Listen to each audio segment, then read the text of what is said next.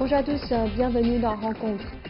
Certains médias occidentaux manquent de neutralité dans leur traitement de l'affaire de Hong Kong, trompant le public. Alors, quelle est la vérité de l'affaire de Hong Kong? Aujourd'hui, sur notre plateau, nous avons le plaisir de recevoir M. Xu Tiebing, professeur des relations internationales. Bonjour. Bonjour. Et pour cette émission, nous avons également interviewé M. Wang Yiwei, professeur titulaire de la chaire Jean Monnet de l'Université Renmin de Chine. Dans cette émission, nous voulons essayer d'entendre plus de voix, surtout ce que nous n'entendons pas dans les médias occidentaux, parce qu'ils sont parfois très peu impatients dans l'affaire de Hong Kong.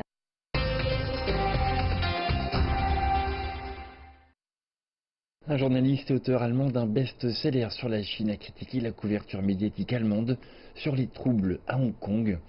Dans un article d'opinion publié dans Handelsblatt, un quotidien économique allemand, Stefan Baron a déclaré que la police hongkongaise n'avait pas fait usage d'une violence excessive. Il a indiqué que ce type de manifestation violente aurait probablement été réprimé aux États-Unis. Baron a également accusé les États-Unis de fournir des fonds à l'opposition par le biais de la Fondation nationale pour la démocratie. Il a même ajouté que Washington avait apporté un soutien politique aux adversaires du gouvernement, liant des privilèges commerciaux à la situation politique à Hong Kong. Baron affirme que le niveau d'intervention des États-Unis équivaut à une violation de la Convention de Vienne sur les relations diplomatiques.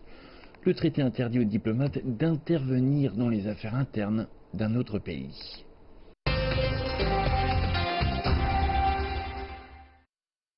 Récemment, les réseaux sociaux comme Twitter et Facebook ont annoncé la suppression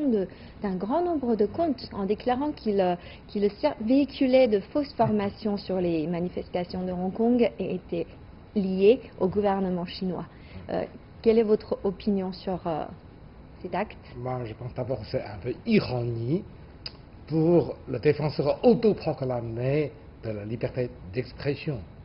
En effet, on dit on est autonome de dire ce que l'on pense, mais une fois, par exemple, je dirais que la voie juste, autonome de rédaction qui ne sont pas suivistes, alors là, on voit les moyens brutaux, élémentaires pour stopper, disons. Donc c'est pour faciliter la continuité des informations. Et sur le rôle joué par les médias occidentaux dans les affaires de Hong Kong, l'auteur américain John White a publié un article sur RT.com intitulé « Pour le lobby anti-chinois, les troubles à Hong Kong est une aubaine ». Dans cet article, il a aussi publié une photo montrant des personnes qui seraient liées à des puissances étrangères qui seraient à l'origine des troubles à Hong Kong. Quelle est votre opinion sur ces points de vue? Je pense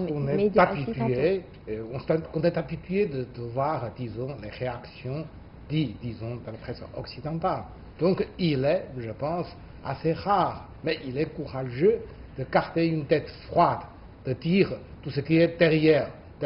sous la table, derrière le rideau. Vous voyez, finalement, il ne s'agit pas, disons, d'une sorte de protestation légitime, pro-démocratique, comme certains, disons, aiment bien les qualifier, mais plutôt une opération de subversion,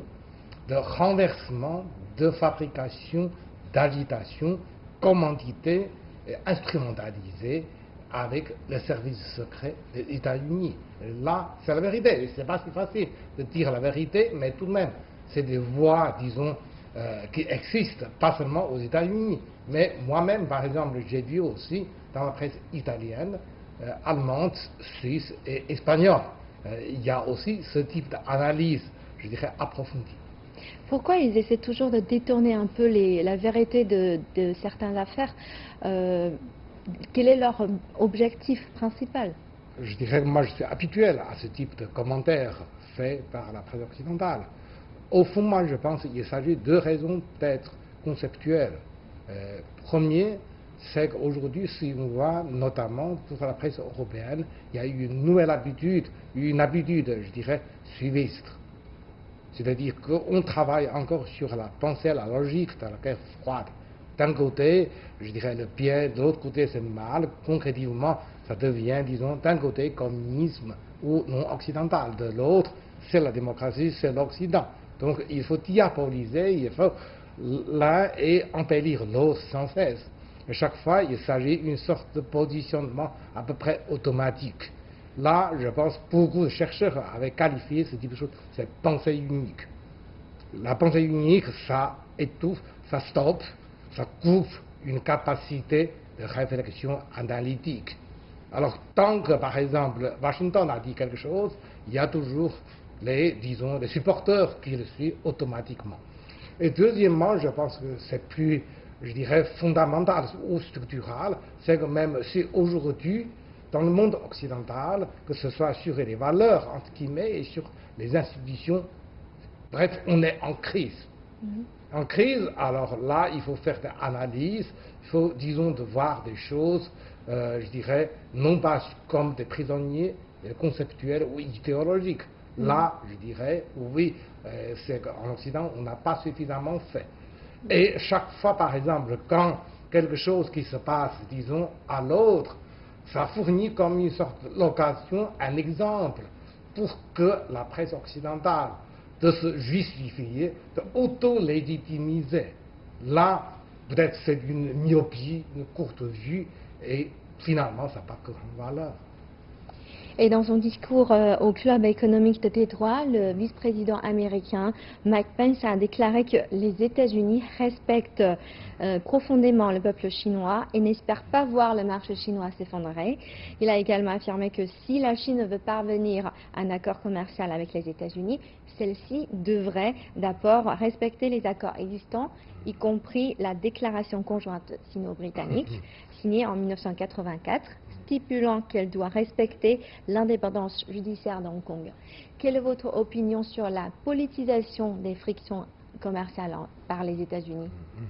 Les Américains, notamment actuellement avec l'administration de Trump, deviennent, je dirais, oui, effectivement, le champion, disons, dans la manipulation, dans exercer, disons, la pression maximum en associant tout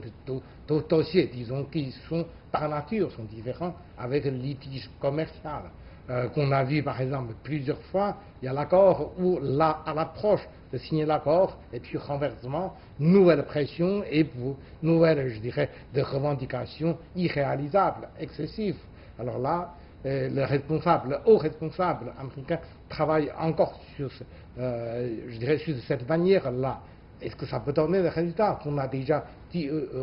auparavant et on se répète? Oui, ces négociations, on prévient, on fait quelque chose, mais on respecte, on tient la promesse. Et si chaque fois, le renversement, il y a une crédibilité minimum, n'existe plus chez les autres pays. Maintenant, je vous propose de regarder ensemble l'interview de M. Wang Yiwei et nous pouvons ensuite revenir sur ses propos. 香港呢，它是可以说是殖民的一个遗产吧，也是中国处理好全球资本主义体系这么个关系的一个试点。尽管97年回归主权回归来，但是呢，它因为它是采取的是定的美元的联系的汇率制度，作为全球的金融中心、贸易中心、航运中心和全球的这个某种程度上也是这个法律信息服务各种各样的中心，所以它天然的跟美国、跟英国、跟美军所主导的这个叫自由主义的全球化一起连在一起，所以尽管主权上是已经回归了，但是呢，全球性危机的冲击呢，应该来讲呢，现在正在逐步的显现。美国呢，它的产业已经越来越空心化，它现在这个工业制造只在 GDP 比重不到11.6%，就是产业空心化的一个重要结果，就是越来越多的靠这个金融来洗劫全世界的财富，转嫁它的这些国内的这个债务危机，所以对华发起了贸易战，对整个世界搞单边主义和贸易战，很大程度上解决这个美国的这个财政联邦财政这个窟窿的问题。所以香港这个背后的乱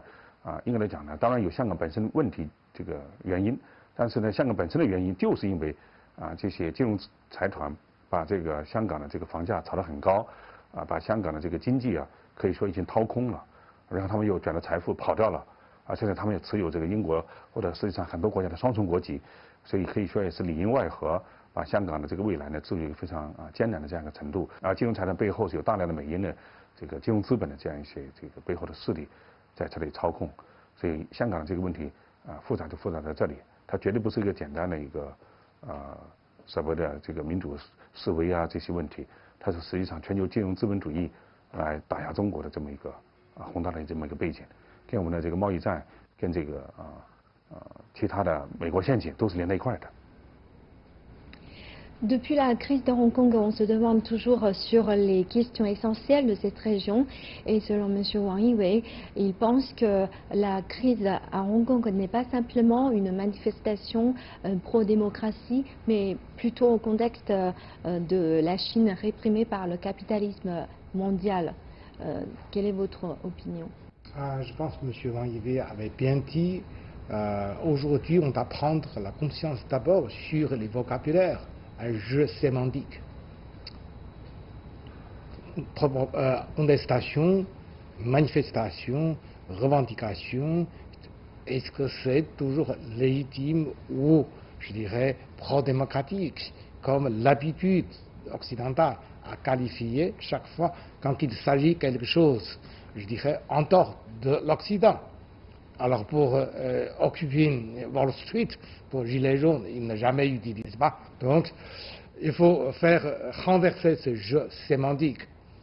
Et là, moi je pense qu'aujourd'hui, la révolution des couleurs, effectivement, la révolution entre guillemets, devient une industrie systématique, organisée, préparée, guidée par les services secrets. Quand on pense par exemple, souviens, agitation à Kiev, en Kyrgyzstan,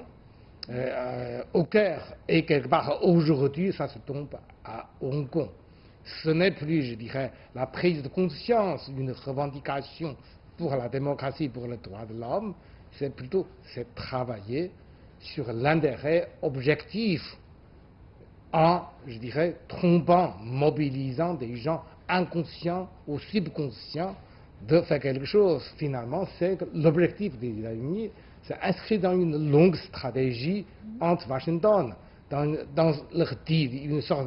de duel entre les deux superpuissances. À l'avenir, à commencer à d'abord affaiblir, voire détruire, je dirais, la position financière de Hong Kong, ainsi saboter, je dirais, le projet initiative route de soie maritime et terrestre, ainsi stopper, je dirais, une certaine montée ou, disons, développement de la Chine dans sa voie, disons, autonome et internationaliste. Il faut dire, quand on pense, par exemple, quelques années, occuper, je dirais, la rue principale de Hong Kong 4 ans avant, je dirais, l'administration Trump. Donc on a vu que le CIA, ou je dirais aussi des fondations soi-disant, disons, de ONG, des organisations non gouvernementales, avaient déjà fait quelque chose. Et maintenant, ce qu'on a vu, c'est la continuité en approfondissement. Ensuite, il a parlé comment les États-Unis opèrent-ils pour déstabiliser la Chine en semant le chaos à Hong Kong. 大概4、5年前，香港战中的时候，已经暴露出了美国对香港呢确实有一种战略上的这样一个算计的。这次呢，又是再次的体现出来了。有人把它称之为阴谋论，实际上不是阴谋，它就是阳谋。因为美国刚才讲的已经高度的金融这个资本来控制它的政治了，所以它空心化了嘛，它必然就通过这种制造金融动荡来获取巨大的利润的。因为正常的制造业和正常的游戏规则多边主义，它已经让美国可以说越来越衰落了那么它呢采取的方法呢，实际上呢在世界各地也是差不多的。这个香港呢，因为它比较特殊嘛。可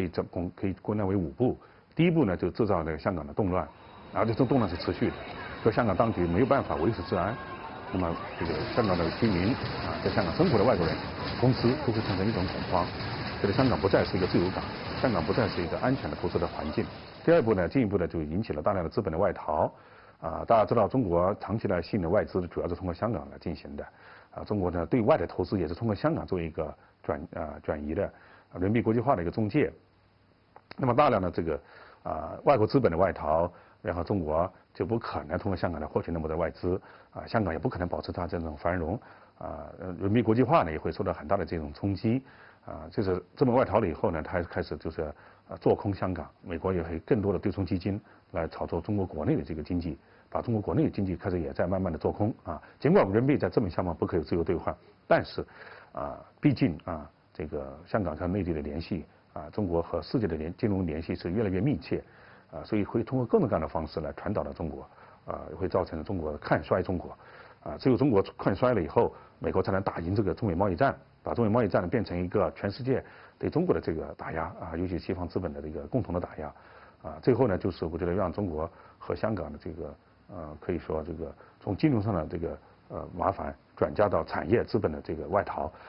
逃到了中国的这个经济上的这样一个全面的下滑，或者说政局上的动乱，然后全面的质疑我们治理香港的能力，质疑中央政府的这个治理的能力和处理跟资本主义体系的关系的这个能力，然后呢。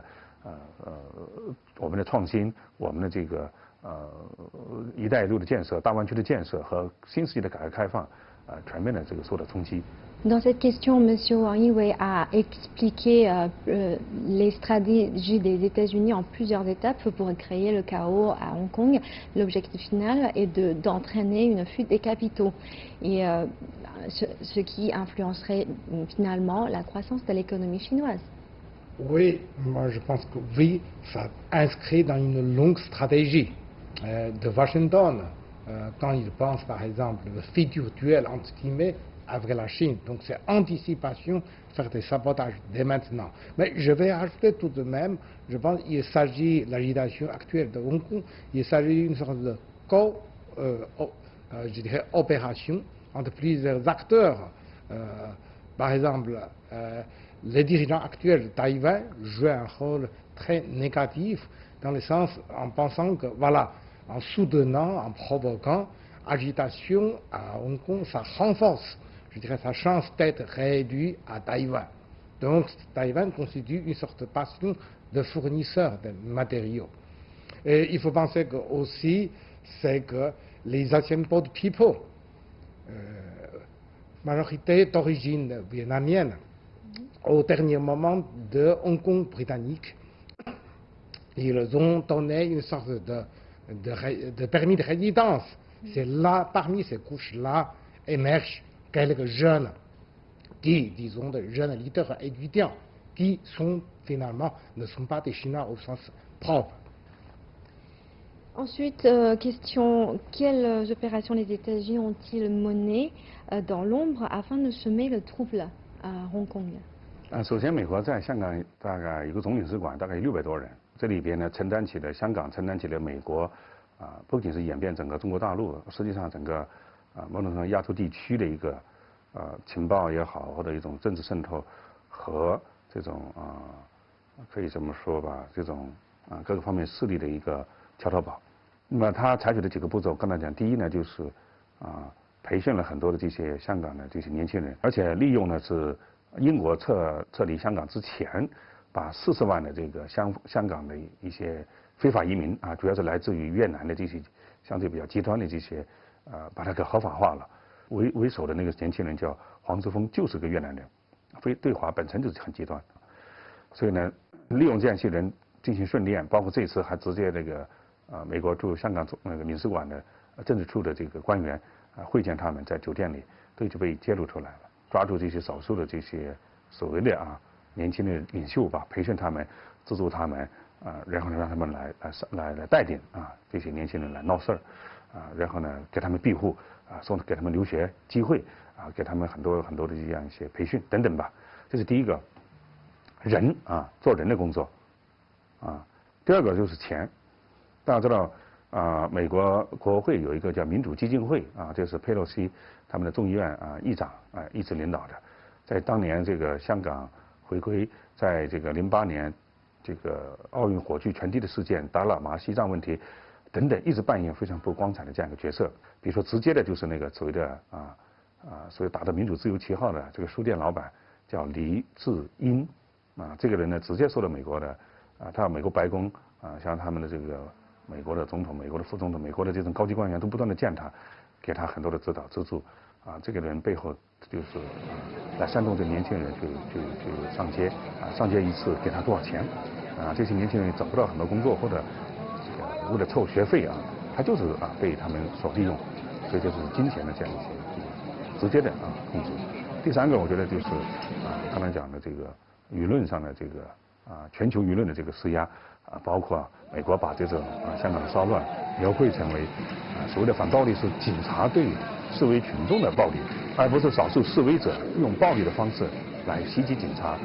来占领机场甚至袭击这个中国内地的记者和游客，所以这方面他报道很少来这个误导这个全球的舆论。D'après ce que certains médias ont rapporté, il existe une grande probabilité de l'intervention des puissances étrangères. Monsieur Wang Yi était aussi d'accord sur l'intervention des puissances étrangères parce que c'est pas simplement des manifestations pro-démocratie. Ils ont atteint une telle envergure. Est-ce que vous êtes d'accord sur cette opinion? Bien sûr, moi je suis tout à fait d'accord, parce que les choses deviennent de plus claires. La CIA, par exemple, possède, disons, plus de 600 employés à Hong Kong, peut-être le plus grand, je dirais, staff parmi dans le monde. Qu'est-ce qu'ils ont fait sur une île avec 6 millions d'habitants? Vous avez un consulat, plus de 600 disons, employés. Qu'est-ce qu'ils ont fait? Renseignement et agitation, encouragement, je dirais, aussi dans ce type de choses-là. D'autre part, moi je pense qu'il faut dire tout de même, indiquer un peu le rôle britannique. Donc, l'ancien colonialiste, quand ils ont fait la retrait, dans les négociations, ils ont essayé de maximiser la chance, le bénéfice de ces grandes sociétés. Par exemple le Cathay, etc. En même temps, ils distribuent pas mal de passeports, je dirais, aux Hongkongais, disons, de fidélité à Londres, en les plaçant dans des positions intermédiaires, voire de haut niveau, dans les autorités administratives de Hong Kong. Et ces gens-là, notamment, je pense, avec l'arrangement judiciaire, finalement, ça crée une exception, je dirais, que souveraineté judiciaire, c'est en partie est retenue par, disons, les pro-britanniques, entre guillemets. Là, ça aggrave, ça encourage agitation. Donc, c'est pas du tout, disons, démocratique. Quand on dit, disons, le degré de violence, on en dit tous les jours,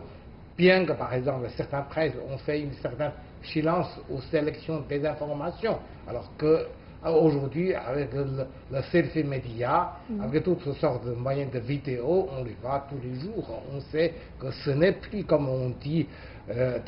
manifestation pro-démocratique pacifique. Non, tout simplement, c'est agitation et qui travaille pour le but et pour l'objectif des États-Unis.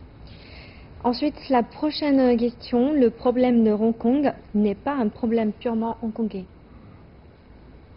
如果把中国未来创衰，那么整个就像当年把苏联给做空一样的，最后把中国的这个国有资产很便宜的变成了私有化，让外国资本就来收购，就整个的吃了多少苏联解体的红利啊！那么他希望中国会步入苏联的后尘，这是全球金融资本一直在做的这个局。没想到中国就一直在确保了人民币在资本项目没有自由兑换，通过“一带一路”，而且把大量的这个购买美国国债的这个外汇储备进行了长期的这个基础设施的投资和产业的集权的布局中国呢已经在人民币国际化，已经在对冲美元和这个全球金融体系的这个风险。所以香港呢本来是成为中国刚才讲的这样一个大湾区建设和一带一路建设的这么一个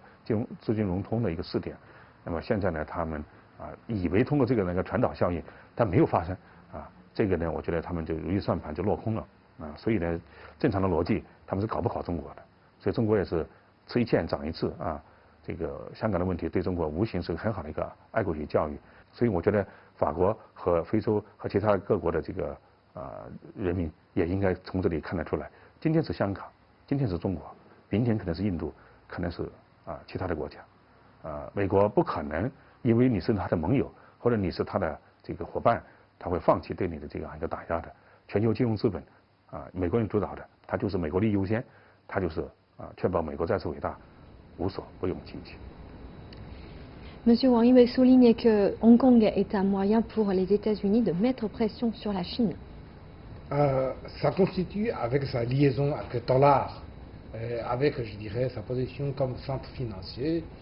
où, disons, les capitaux britanniques et américains dominent une grande proportion. Et bien sûr, ébranlement de cette position va affecter les relations, va affecter, disons,